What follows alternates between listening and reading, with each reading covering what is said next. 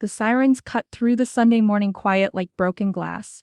David Chen was flipping pancakes in his kitchen, Emma's favorite chocolate chip ones, when he saw the flashing red and blue lights reflecting off his window. His 9-year-old daughter looked up from her coloring book at the dining table, her dark eyes wide with curiosity rather than concern.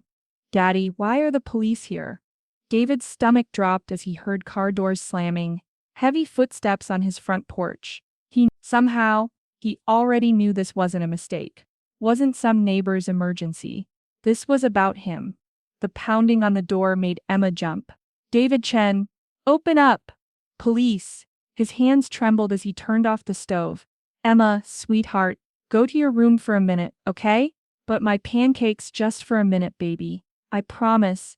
She reluctantly shuffled toward the hallway as David opened the front door to find 3 officers, hands resting on their weapons, faces stern and unforgiving. "David Chen, you're under arrest for kidnapping in violation of a court order." The words hit him like a physical blow. "What? That's impossible. Emma's supposed to be with me this weekend. Check the custody agreement, turn around and put your hands behind your back." "Wait, please. My daughter is here. She's only 9. You're scaring her." David could hear Emma's bedroom door creak open, her small voice calling out in confusion. "Daddy?" As the handcuffs clicked into place, David's mind reeled. The custody agreement was crystal clear. Alternate weekends, and this was his weekend. Sarah had dropped Emma off Friday evening just like always. "What could have possibly? Your ex-wife filed a report stating you took the child without permission and refused to return her," the lead officer explained as they walked him toward the patrol car. "She says you violated the custody order." David's neighbors had emerged from their houses, morning coffee cups in hand, watching the spectacle unfold. Mrs. Patterson from next door covered her mouth in shock. The Johnsons stood in their doorway whispering. These were people who'd known him for 3 years, who'd seen him coaching Emma's soccer team, who'd watched him mow their elderly neighbor's lawn every other Saturday. "This is a mistake," David said, his voice breaking. "Emma, it's okay, sweetheart." But Emma was crying now, standing in the doorway in her pajamas, clutching her stuffed rabbit. She looked so small, so terrified, watching her father being led away like a criminal. "Daddy, don't go. I want to stay with you." The officer guiding David to the car was surprisingly gentle. "Someone from Child Services will be here soon to pick up your daughter. She'll be returned to her mother. 48 hours. That's how long David sat in a concrete cell, replaying every moment of the weekend, trying to understand what had gone wrong. Sarah had seemed normal during the drop-off, distant, as always since the divorce, but not angry, not plotting. When his lawyer finally got him released on Monday morning, the damage was already done. His boss at the accounting firm had left 3 increasingly frantic voicemails before finally leaving a terse message about the situation and how they couldn't have this kind of publicity associated with the company. 15 years of spotless employment ended with a phone call. The criminal charges were pending. His temporary custody rights were suspended pending investigation.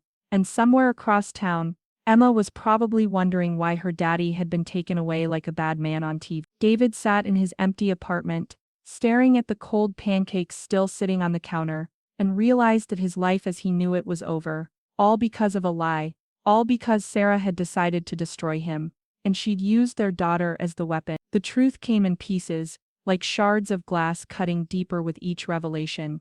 David's lawyer, Margaret Torres, was a sharp woman in her 50s, who'd handled his divorce 2 years ago. She sat across from him in her downtown office, a manila folder thick with documents spread between them. Her expression was grim. "David, I need you to listen carefully to what I'm about to tell you," Margaret said, adjusting her reading glasses. "Sarah didn't just wake up Sunday morning and decide to call the police. This was planned." "What do you mean?" Margaret pulled out a police report, pages of statements Sarah had given.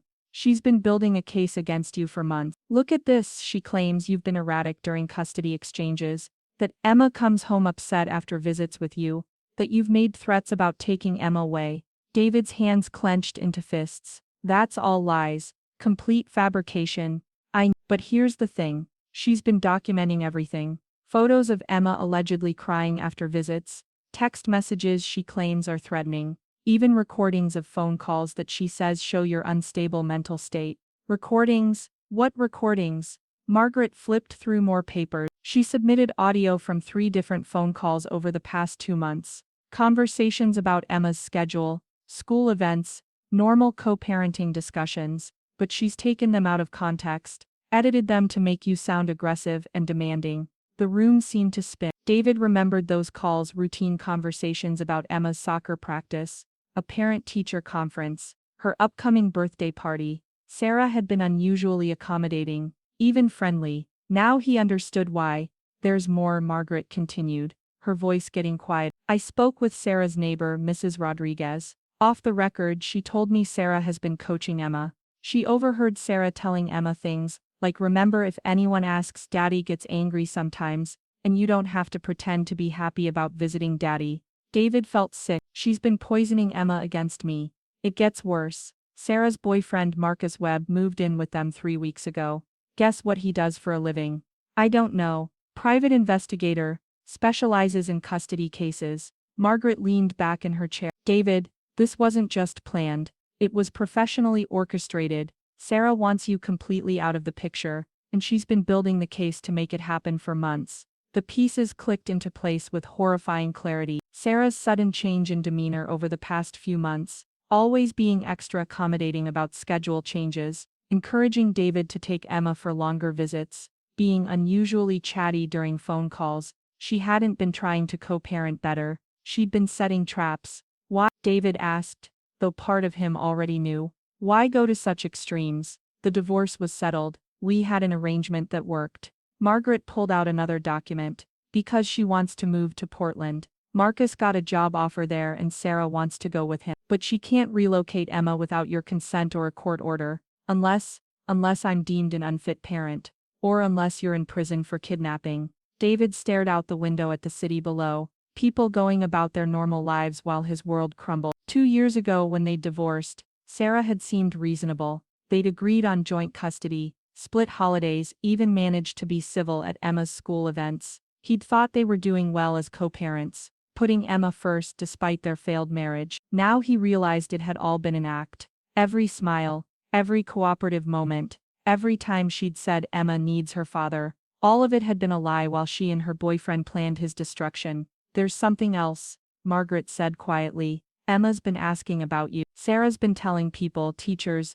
other parents, that you've been threatening to take Emma away, that she's afraid for Emma's safety. She's building a narrative that you're dangerous. David's daughter, his sweet innocent Emma, caught in the middle of her mother's web of lies, probably confused and scared, maybe even starting to believe that her daddy was someone to be afraid of. The betrayal cut deeper than any divorce papers, any custody battle, any legal maneuvering. Sarah had weaponized their child's love, turned it into ammunition for her war against him, and the worst part was it was working. David spent 3 sleepless nights pacing his apartment, fury and heartbreak warring in his chest.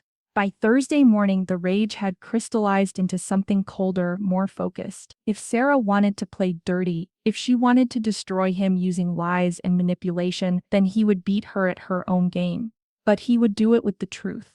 We need to build our own case, he told Margaret during their follow-up meeting. If she can document fake evidence for months, I can document real evidence. Margaret looked skeptical.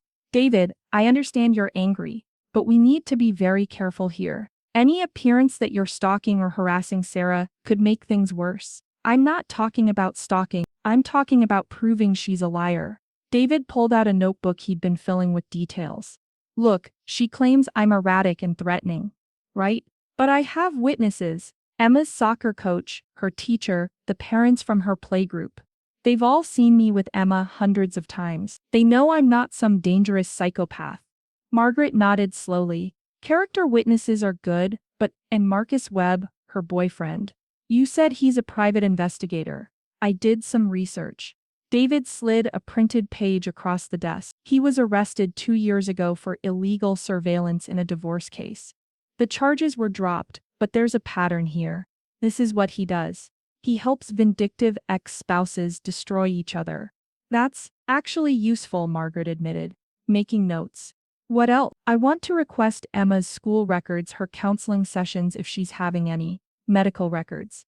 If Sarah's been telling everyone that Emma comes home traumatized from my visits, there should be documentation, right? but there won't be, because it's not true. Over the next 2 weeks, David threw himself into investigation with the intensity of a man fighting for his life, which in every way that mattered, he was. He contacted Emma's teacher, Mrs. Chen, no relation, despite the shared name, who was surprised to hear about the allegation. Emma always lights up when she talks about her weekends with you, Mrs. Chen told him over the phone. She brought in pictures from your camping trip last month, told the whole class about how you taught her to fish. She certainly never seemed upset or afraid.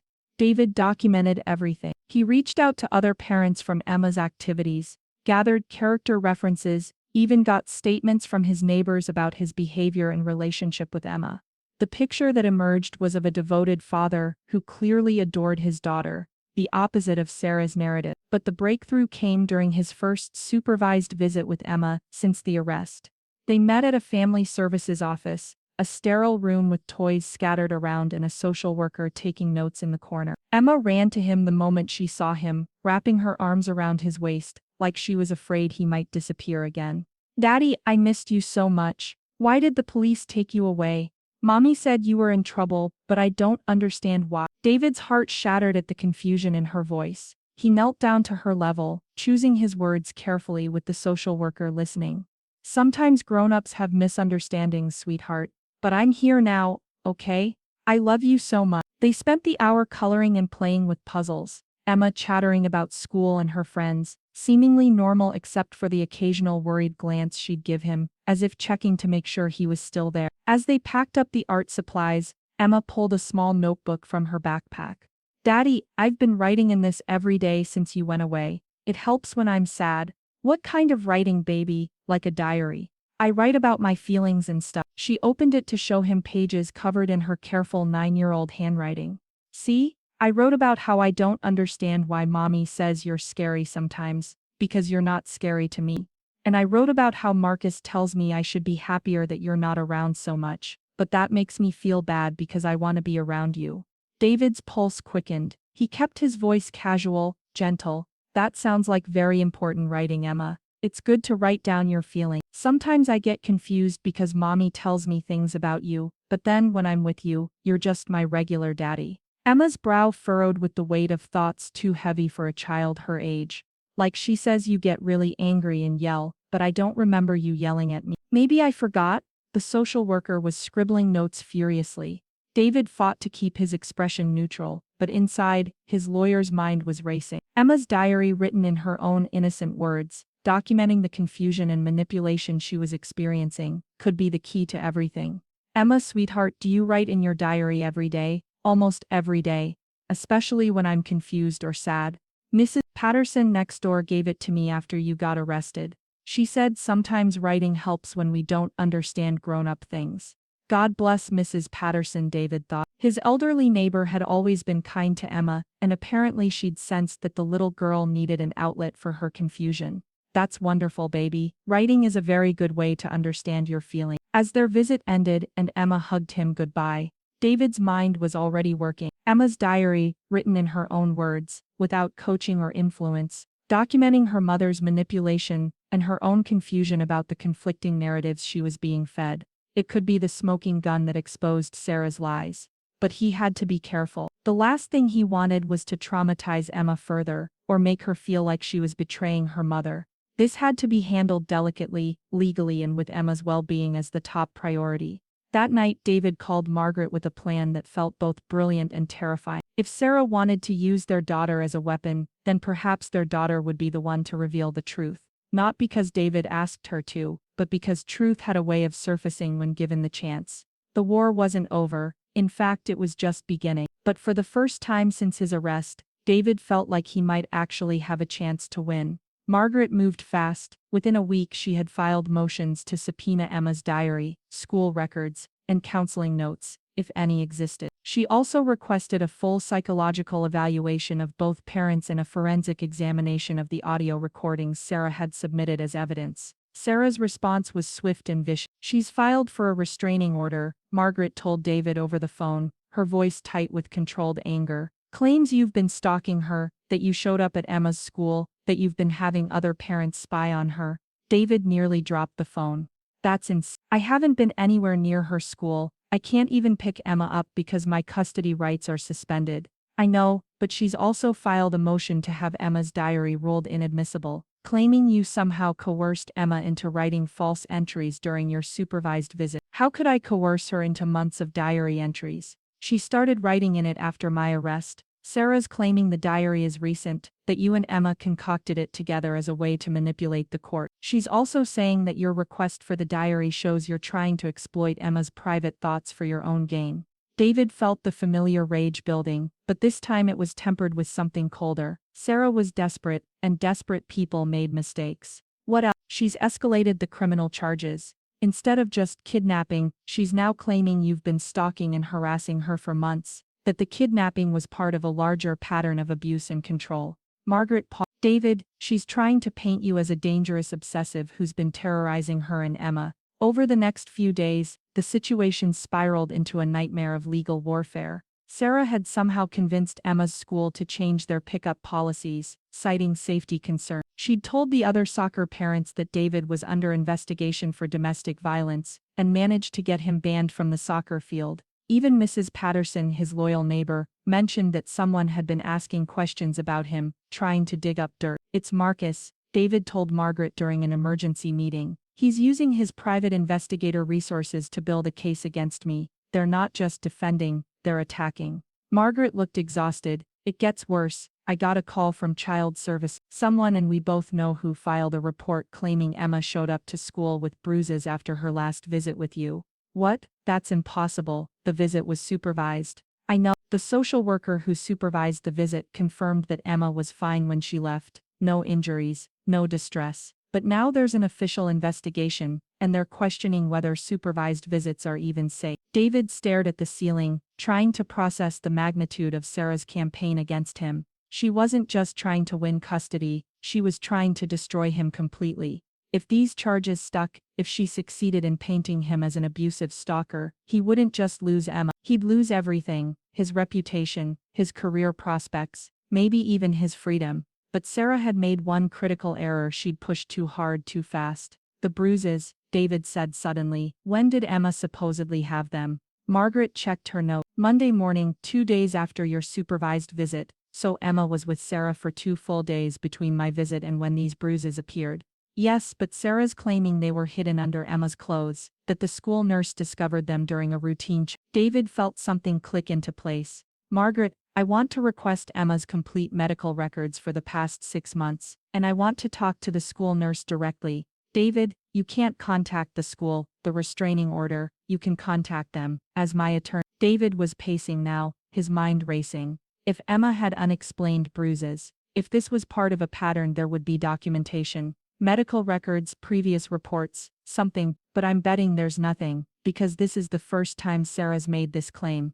Margaret was making notes. You think she's fabricating physical evidence now? I think she's getting sloppy. She's been planning this for months, but now that I'm fighting back, she's having to improvise. And when people improvise lies, they make mistakes. The school nurse, Miss Rodriguez, was professional but clearly uncomfortable when Margaret interviewed her. Yes, she had examined Emma and found small bruises on her upper arms, but when pressed for details, her story began to fall apart. The bruises were, well, they were consistent with normal childhood activities, she admitted. Emma said she'd been playing on the monkey bars at home, but when I asked about them, she seemed confused, like she didn't understand why I was asking. Did Emma seem afraid or distressed when discussing the bruise? Not at all. She was more confused about why her mother had told her to show them to me. She kept saying, Mommy said you needed to see my arms, but I don't know why. Margaret pressed further. Did you observe any other signs of abuse or neglect? No. Emma seemed like a normal, healthy child,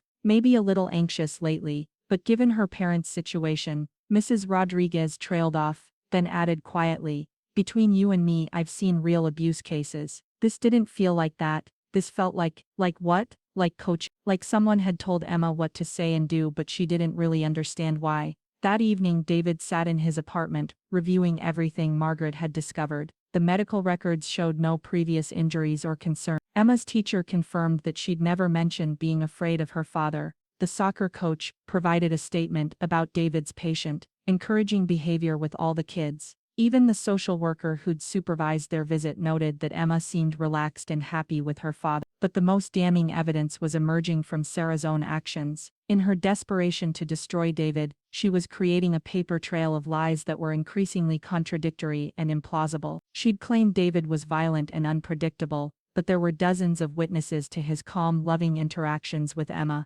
She'd claimed Emma was afraid of him, but Emma's own behavior during supervised visits showed the opposite. And then there was the diary. Despite Sarah's attempts to have it ruled inadmissible, Margaret had strong legal grounds for its inclusion. It was written by Emma herself over a period of months, with no input from David. It was perhaps the purest evidence possible of a child's genuine thoughts and feelings. David's phone rang, interrupting his thoughts. Margaret's voice was tight with controlled excitement. "David, you need to hear this. I just got off the phone with Marcus Webb's former employer. Remember that arrest I mentioned? It wasn't just illegal surveillance. He was caught fabricating evidence in a custody case. Audio recordings, fake photographs, coach testimony. The charges were dropped because of a technicality, but the pattern is clear. So Sarah's boyfriend is a professional liar. More than that, his former employer is willing to testify that Marcus bragged about his ability to manufacture compelling evidence in difficult cases. He's apparently done this before, multiple times."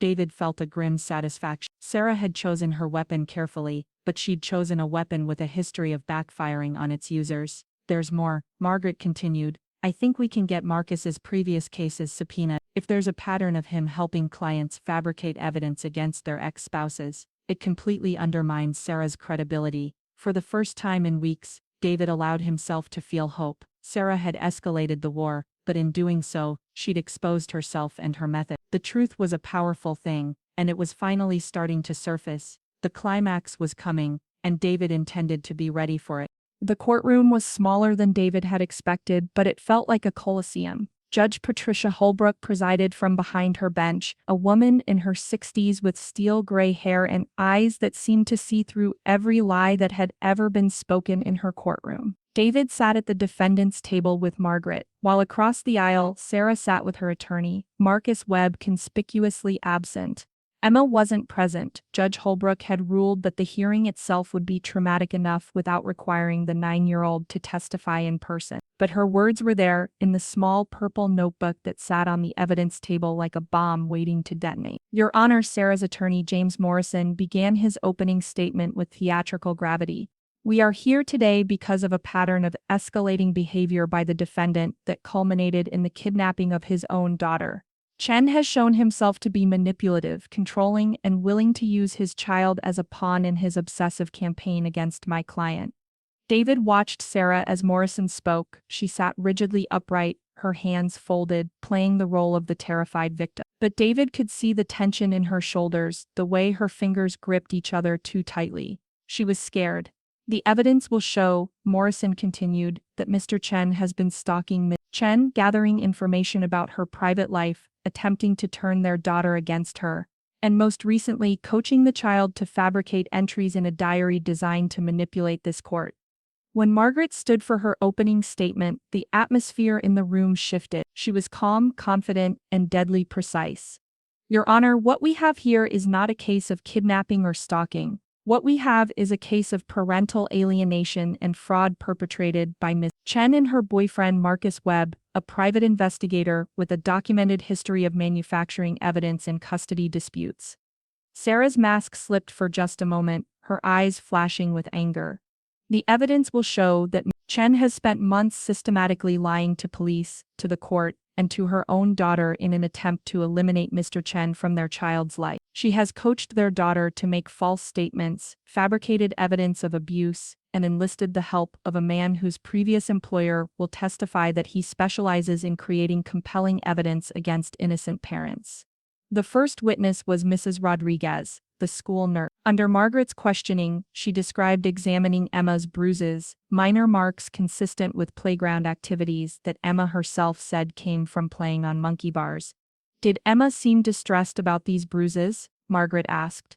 "No, ma'am. She seemed confused about why her mother had told her to show them to me. She kept asking if she was in trouble." Morrison's cross-examination was aggressive but ineffective. Miss Rodriguez stuck to her observations. The marks were minor, Emma showed no signs of abuse, and the child seemed confused about why the examination was necessary. The school teacher, Mrs. Patterson, testified now. She described Emma as a happy, well-adjusted child who absolutely lights up when talking about her father. Under oath, she confirmed that Emma had never expressed fear of David, never mentioned being hurt during visits with him, and in fact often seemed sad when Monday mornings came and her weekend with Daddy was over. But the real fireworks came when Margaret called Marcus Webb to the stand. Sarah's boyfriend entered the courtroom like a man walking to his execution. His usual swagger was gone, replaced by the careful movements of someone who knew he was trapped. "Mr. Webb," Margaret began, "you're a private investigator, correct?" "Yes, and you specialize in custody cases, among other things." Margaret approached the witness stand with a file folder. "Mr. Webb, are you familiar with the Hartley versus Hartley case from 20? Webb's face went pale. "I may have worked on that case." "You were arrested in connection with that case for fabricating evidence, weren't you?" Morrison jumped up. "Objection, Your Honor. The charges were dropped." "The charges were dropped on a technicality," Margaret replied smoothly, "but the behavior occurred." "Miss Webb, did you or did you not create false audio recordings in the Hartley case?" Webb glanced desperately at Sarah, then back at Margaret. The recordings were enhanced for clarity." "Enhanced? Or edited to change their meaning?" "I took some liberties with the editing process." Judge Holbrook leaned forward. "Mr. Webb, you're under oath. Did you fabricate evidence in the Hartley case?" The silence stretched for what felt like an eternity. Finally, Webb's shoulders sagged. "Yes, Your Honor, I created misleading audio recording." The admission sent a visible shockwave through the courtroom. Margaret pressed her advantage. "And in this case, Mr. Webb, did you help Miss Chen create or edit the audio recordings she submitted as evidence against Mr. Chen?" Morrison was on his feet again. "Objection." "I'll allow it," Judge Holbrook said, her eyes fixed on Webb. Webb looked like he wanted to disappear. I helped clarify some of the recordings." "By clarify, you mean you edited them to make Mr. Chen sound threatening when he wasn't?" "The conversations enhanced to highlight concerning patterns." "Yes or no, Mr. Webb, did you alter the recordings to make them sound different than they actually were?" "Yes." The courtroom erupted in whispers. Sarah's face had gone white, and Morrison looked like he was considering changing career. But Margaret wasn't done. She had Webb confirm that he'd moved in with Sarah months before the kidnapping allegation, that he'd helped her plan the complaint against David, and that he'd coached her on what evidence would be most effective. Then came the moment David had been waiting for. "Your Honor," Margaret said, "I'd like to present Emma's diary as evidence." Morrison fought hard to keep it out, arguing that it was hearsay, that the child had been coached, that David had manipulated her into writing false entries. But Judge Holbrook had heard enough lies for one day. The diary was written by the child herself, over a period of months, with no input from the defendant. It goes to her state of mind and her actual experiences. "I'll allow it." Margaret began reading selected entries in Emma's careful handwriting. March 15th, "Mommy said Daddy gets really mad sometimes, but I don't remember him being mad at me. Maybe I forgot, I feel confused." March 22nd, "Marcus said I should be happy that Daddy doesn't come around so much because then Mommy is less worried, but I like when Daddy comes around. It makes me happy, not worried." April 3rd, "Mommy asked me lots of questions about what Daddy and I do together. She seemed upset when I said we had fun. I don't understand why she doesn't want me to have fun with Daddy." April 18th, "I heard Mommy and Marcus talking about how they need to make sure Daddy can't take me away from them. But Daddy never said he wanted to take me away. He just wants to see me on weekends like always." With each entry, Sarah seemed to shrink further into her chair. The diary painted a clear picture of a confused child being manipulated by her mother, coached to be afraid of a father she clearly loved. The final entry was the most damning. May 2nd, "Mommy told me to remember that Daddy took me without asking, but that's not what happened. She dropped me off on Friday like always. I don't understand why I have to say something that's not true. It makes my stomach hurt." The courtroom was dead silent. Judge Holbrook looked from the diary to Sarah, her expression unreadable but clearly troubled. Morrison's cross-examination was a disaster. He tried to suggest that David had somehow influenced the diary entries, but he couldn't explain how David could have coached Emma to write months of entries before they'd even had contact after his arrest. He tried to attack Emma's credibility, but questioning a 9-year-old's honesty based on her own private thoughts was a losing strategy. When Sarah finally took the stand in her own defense, she was a woman coming apart at the seams. Under Morrison's gentle questioning, she stuck to her story. David was dangerous. She was protecting Emma. Everything she'd done was for her daughter's safety. But Margaret's cross-examination was surgical. Miss Chen, when you dropped Emma off at Miss Chen's apartment on Friday, May 1st, did you believe you were putting her in danger? I was concerned about his mental state, but you left her there for the entire weekend? I hoped it would be okay. You were willing to gamble with your daughter's safety based on hope? Sarah's composure began to crack. I didn't know what else to do. You could have refused to honor the custody agreement if you genuinely believed Emma was in danger, couldn't you? Yes, but you did. You dropped her off as scheduled, and then called the police 2 days later claiming he'd kidnapped her. Why the delay, Miss Chen? I was trying to protect. Were you giving Mr. Webb time to finish editing the audio recordings? Morrison objected, but the damage was done. Sarah's face crumpled, and for a moment, David saw not his vindictive ex-wife but a woman who'd made a terrible series of choices and was now facing the consequences. Miss Chen, Margaret continued relentlessly. Did you coach Emma to lie about her father? I was trying to help her understand. Yes or no? Did you tell Emma to say things about her father that weren't true? Sarah's voice was barely a whisper. I thought I was protecting her. That's not what I asked. Did you coach your daughter to lie? The silence stretched until it became unbearable. Finally, Sarah's dam broke completely. Yes, she sobbed. Yes, I told her to say things. But I thought if David was out of the picture, everything would be better. Emma and I could start over with Marcus. We could move to Portland. We could be happy. David was holding us back, keeping us trapped in this life that wasn't working. The admission hung in the air like a toxic cloud. Sarah had just confessed to perjury, to filing false police reports, to parental alienation, and to using her own daughter as a weapon in her personal war. Judge Holbrook's face was granite. Miss Chen, do you understand what you've just admitted to? Sarah looked up, mascara streaking down her cheeks, finally understanding the magnitude of what she'd done. Not just to David, but to Emma, to their family, to any chance of co-parenting peacefully in the future. I just wanted to be happy, she whispered. Judge Holbrook leaned back in her chair,